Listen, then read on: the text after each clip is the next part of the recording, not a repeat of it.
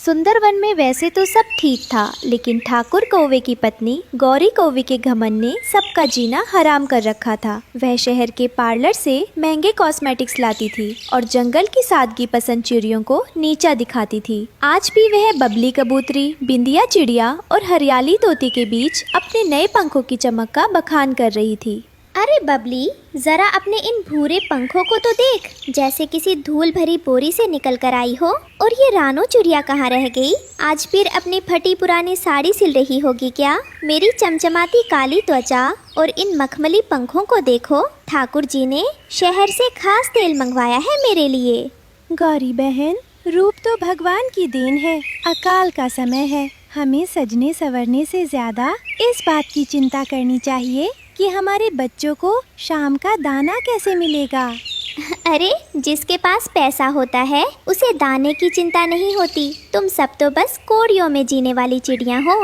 तभी वहाँ रानू चिड़िया सिर पर सूखी लकड़ियों का गट्ठर लिए पहुँचती है। राम राम गौरी बहन। बबली बहन सही कह रही है, सुंदरता तो मन की होती है, बाहरी रंग रूप तो ढलती ढलती ढल जाता है। आ गई ज्ञान बांटने।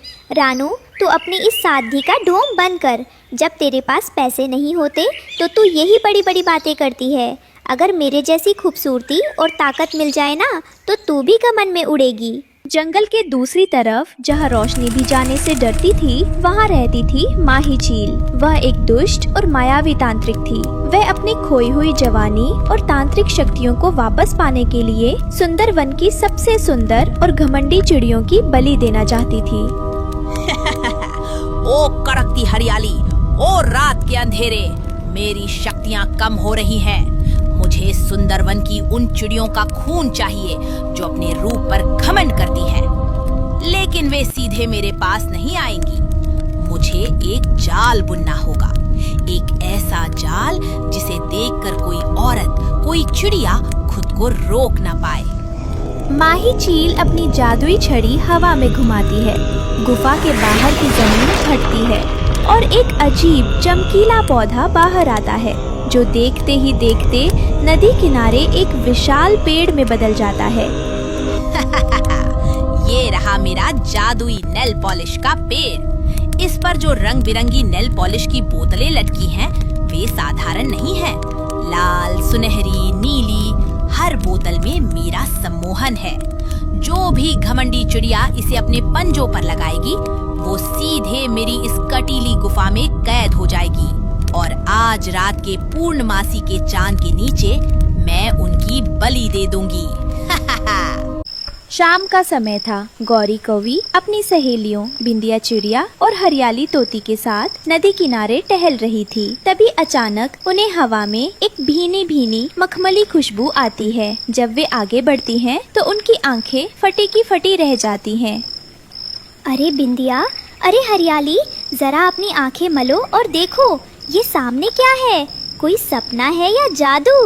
ओह माय गॉड गौरी दीदी, ये तो नेल पॉलिश का पेड़ है।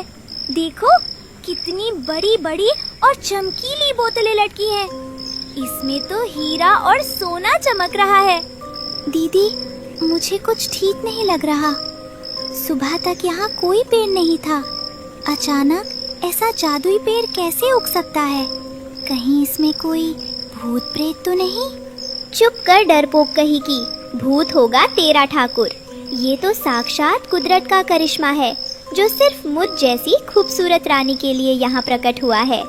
आज मैं ये शाही गोल्डन रंग अपने पंजों पर लगाऊंगी, फिर देखना उस रानो चिड़िया का मुंह कैसा छोटा सा हो जाता है। हाँ दीदी, मैं ये लाल रंग लगाऊंगी। मेरी सहेली लाडो चिड़िया देखकर जल भुन जाएगी। गौरी कौवी आगे बढ़कर पेड़ से वो सोने जैसी चमकती बोतल तोड़ती है और अपने पंजों पर लगाने लगती है। देखा देखी बिंदिया भी लाल रंग लगा लेती है। जैसे ही नेल पॉलिश सूखती है, पंजों से एक नीली डरावनी रोशनी निकलती है। अरे ये क्या? मेरे पंजे हिल क्यों नहीं रहे? हरियाली, बिंदिया, बचाओ! ये रोशनी हमें खींच रही है। दीदी, मुझे बचाओ, मैं हवा में उड़ रही हूँ। नहीं, मैं गायब हो रही हूँ। एक जोरदार बिजली कड़कती है और गौरी कौवी व बिंदिया चिड़िया चीखते हुए हवा में विलीन हो जाती हैं। हरियाली तोती डर के मारे जमीन पर गिर पड़ती है और बेहोश हो जाती है। रात घनी हो चुकी थी। रानू चिड़िया के घोंसले में उसके बच्चे, गुड़िया और कुकू भूख से व्याकुल थे। रानू की माँ और उसके पति टुन्नू चिड़ा भी वहीं मौजूद थे। तभी बाहर से जोर जोर से चिल्लाने की आवाज आती है। मम्मा, बाहर कोई बहुत जोर से रो रहा है। मुझे बहुत डर लग रहा है। तुम बच्चों के पास अंदर रहो रानू, मैं बाहर जाकर देखता हूँ कि कौन है। तभी लालू तोता उड़ता हुआ आता है और सीधे रानू के घोंसले के दरवाजे से टकरा कर गिरता है। वो बुरी तरह कांप रहा था और अपनी बंगाली मिश्रित हिंदी में बड़बड़ा रहा था। अरे बाबा, घोर अनर्थ हो गया जी। सुंदरवन में भूत आया जी। वो गौरी कौवी और बिंदिया चिड़िया को कच्चा चबा गया जी। भू करके गायब हो गया। अरे लालू भाई, शांत हो जाओ। साफ साफ बताओ क्या हुआ है। गौरी और बिंदिया कहाँ गायब हो गईं? हम अपनी चश्मदीद गवाह है जी। नदी किनारे एक जादुई नेल पॉलिश का पेड़ उगा है। गौरी ने जैसे ही वो चमकीला रंग लगाया, आसमान से बिजली करका और वो दोनों गायब हो गया जी। हरियाली तोती वहाँ बेहोश पड़ी है। हे भगवान, ये तो कोई बहुत बड़ा माया जाल है। टूनू जी, हमें तुरंत नदी किनारे चलना होगा। गौरी बहन भले ही मुझसे लड़ती थी, लेकिन इस वक्त वो भारी मुसीबत में है। रानू, टुन्नू चिड़ा और लालू तोता तुरंत नदी किनारे पहुँचते हैं। वहाँ हरियाली तोती को होश आ चुका था और वो रो रो कर बेहाल थी। रानू जैसे ही उस पेड़ की तरफ बढ़ती है, हवा का रुख बदल जाता है। रुक जा रानू, इस पेड़ के पास मत जा। इसकी खुशबू में कोई नशा है।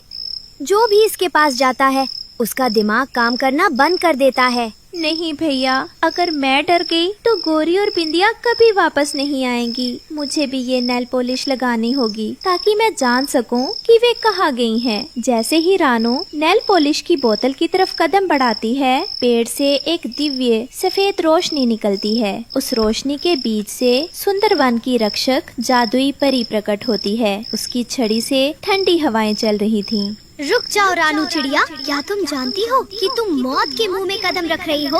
आप कौन है देवी? कृपया मेरी गौरी बहन की रक्षा करें। रानू, मैं इस जंगल की परी हूँ। वो पेड़ कोई वरदान नहीं, बल्कि कालकूट पहाड़ी की दुष्ट माही चील का माया जाल है। गौरी ने हमेशा तुम्हारे रंग का, तुम्हारी गरीबी का मजाक उड़ाया, तुम्हें अपशब्द कहे। आज जब वो अपनी गलती की सजा भुगत रही है, तो तुम क्यों अपनी जान दांव पर लगा रही हो? उसे मरने दो। नहीं परी जी, ऐसा मत कहिए। गौरी का स्वभाव कड़वा है, पर उसका दिल बुरा नहीं है। उसके छोटे छोटे बच्चे घोंसले में भूखे बैठे अपनी माँ का रास्ता देख रहे होंगे। एक माँ का दर्द मैं अच्छी तरह समझती हूँ। अगर मेरी जान देकर भी उसकी जान बच जाए तो मुझे कोई गम नहीं। धन्य हो रानू, तुम्हारी ममता और निस्वार्थ प्रेम ने मेरी परीक्षा को पास कर लिया। तुम्हारी सादगी ही तुम्हारी सबसे बड़ी ताकत है। सुनो, माही चील बहुत शक्तिशाली है। उसे साधारण शक्तियों से नहीं मारा जा सकता। जादुई परी अपनी छड़ी हवा में घुमाती है और रानू की चोंच में एक चमकदार सुनहरी जादुई भस्म की पुड़िया आ जाती है। ये जादुई भस्म लो। तुम ये नेल पॉलिश लगाकर उसकी गुफा में जाओ। जब माही चील अपनी तांत्रिक पूजा के लिए आंखें बंद करे, तब ये भस्म उसके चेहरे पर फूंक देना। उसका सारा जादू खत्म हो जाएगा। लेकिन याद रहे, तुम्हारे पास केवल चांद छिपने तक का समय है। इधर माही चील की गुफा में माहौल बेहद डरावना था। गौरी कौवी और बिंदिया चिड़िया एक बड़े कंटीले पिंजरे में बंद थीं। गुफा के दरवाजे पर माही चील का पालतू जानवर कालिया लोमड़ी पहरा दे रहा था। माही चील अपनी तांत्रिक वेदी के सामने नाच रही थी। अरे ओ डायन चील, हमें छोड़ दे, हमारे बच्चे रो रहे होंगे। तुझे भगवान का वास्ता, हमें जाने दे। अब रोने से क्या होता है गौरी? तुम्हारी खूबसूरती और घमंड ही तुम्हें यहाँ खींच लाया है। बस कुछ ही देर में चांद पूरा गोल होगा और मैं तुम्हारी बलि देकर हमेशा के लिए अमर हो जाऊंगी। गौरी दीदी, हम यहाँ से कभी बाहर नहीं जा पाएंगे। हमारी मदद के लिए सुंदरवन से कोई नहीं आएगा। सब हमसे नफरत करते हैं। तभी गुफालिस के कोने में एक तेज रोशनी होती है। रानू चिड़िया वहाँ प्रकट होती है। उसके पंजों पर भी वही जादुई नेल पॉलिश लगी थी। रानू, तुम यहाँ कैसे आई और क्यों आई? मैंने तो हमेशा तुम्हारे साथ बुरा किया, फिर भी तुम यहाँ अपनी जान देने आ गई। गौरी बहन, चुप रहो, रोने का समय नहीं है। मैं तुम दोनों को बचाने आई हूँ। परी दोनों को मुझे एक रास्ता बताया है। अरे, एक और अदना सी चिड़िया मेरे जाल में खुद आ गई। लेकिन तू तो बहुत सादी और बदसूरत है। तेरी बलि से मुझे कोई शक्ति नहीं मिलेगी। कालिया, इस चिड़िया को पकड़कर मार डालो। गुफा के बाहर टुन्नू चिड़ा और लालू तोता चुपके से रानू के पीछे पीछे आ गए थे। जैसे ही कालिया लोमड़ी रानू पर झपटता है, बाहर से टुन्नू चिड़ा अपनी लाठी लेकर अंदर कूद पड़ता है। खबरदार दुष्ट भेड़िए, अगर मेरी पत्नी को हाथ भी लगाया तो इस लाठी से तेरी खोपड़ी के 2 टुकड़े कर दूंगा। अरे ओ भेड़िए के बच्चे, तुम हमारी रानू बहन को मारेगा जी?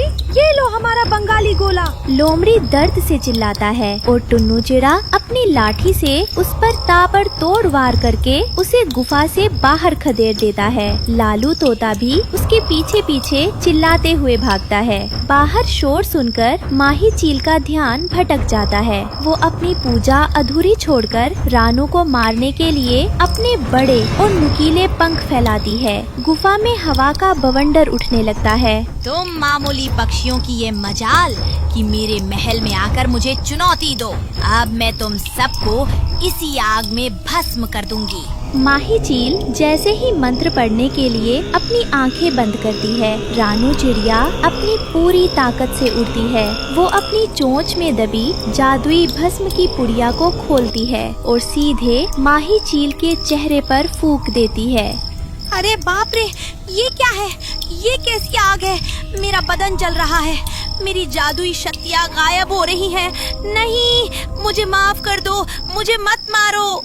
जादुई भस्म का असर होते ही माही चील के शरीर से काला धुआं निकलने लगता है। वह तड़पते हुए जमीन पर गिरती है और एक जोरदार धमाके के साथ जलकर राख का ढेर बन जाती है। उसके मरते ही कंटीला पिंजरा अपने आप टूट जाता है और गौरी बिंदिया आजाद हो जाती हैं। सुबह की पहली किरण के साथ सभी पक्षी सुरक्षित सुंदरवन लौट आते हैं। पूरे जंगल के पशु पक्षी वहाँ इकट्ठा थे। घमंडी गौरी कौवी आज शांत थी। उसकी आंखों से लगातार आंसू बह रहे थे। उसका सारा घमंड आज धूल में मिल चुका था। रानू बहन, मुझे माफ कर दो। मैं अपनी धन दौलत, अपने ऊंचे घोंसले और अपनी इस बाहरी खूबसूरती के घमंड में अंधी हो चुकी थी। मैंने हमेशा तुम्हें सादगी के लिए ताने दिए, पर आज तुमने अपनी जान की परवाह किए बिना मुझे मौत के मुंह से निकाला है। असली खूबसूरत तो तुम हो रानू। तुम्हारा दिल सोने का है। गौरी बहन, रो मत। तुम मेरी बड़ी बहन जैसी हो। रूप रंग तो भगवान की दी हुई माया है, जो आज है और कल नहीं। लेकिन जो प्यार और एकता हमारे बीच है, वही हमारी असली संपत्ति है। हाँ बेटी गौरी, संकट के समय जो एक दूसरे के काम आए, वही असली परिवार होता है। देखा गौरी, हम तुमको पहले ही बोलता था ना, चेहरा सुंदर होने से कोई रानी नहीं बनता जी, दिल सुंदर होना मांगता है। अब से हमारी रानू चिड़िया इस जंगल की सबसे सुंदर चिड़िया है जी। लालू की बात सुनकर पूरा जंगल ठहाकों से गूंज उठता है। नदी किनारे का वह जादुई नेल पॉलिश का पेड़ हमेशा के लिए गायब हो जाता है। लेकिन सुंदरवन की चिड़ियों के दिलों में प्यार, सादगी और एकता का एक ऐसा रंग लगा जाता है जो कभी नहीं छूट सकता। इंसान या किसी भी जीव की असली पहचान उसके बाहरी रंग रूप या धन दौलत से नहीं, बल्कि उसके साफ दिल, अच्छे स्वभाव और दूसरों की मदद करने की भावना से होती है। घमंड हमेशा इंसान को विनाश की तरफ ले जाता है, जबकि सादगी और ममता हर संकट को जीत लेती है।